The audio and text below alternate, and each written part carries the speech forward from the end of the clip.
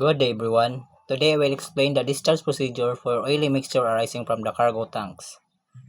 MARPOL Annex 1 is an international rules that helps to prevent oil pollution from ships. So, kini siyang MARPOL Annex 1 is dako ning tabang sa mga seafarer to prevent the oil pollution sa usa ka ships. For cargo tanks cleaning, oily mixture must not be discharged directly into the sea. The oily water should be collected and proceed through approved equipment or delivered to reception facilities at port.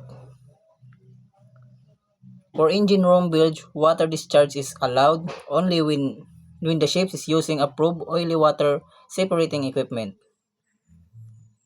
and the oil content is not more than 15 parts per million. All oil discharge must follow MARPOL regulation and be recorded into the oil record book. These procedures help protect the marine environment and wildlife from oil pollution.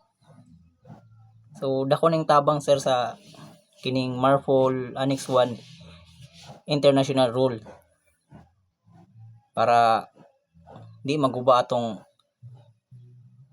kaning marine environment naton. And that's all for today. Thank you.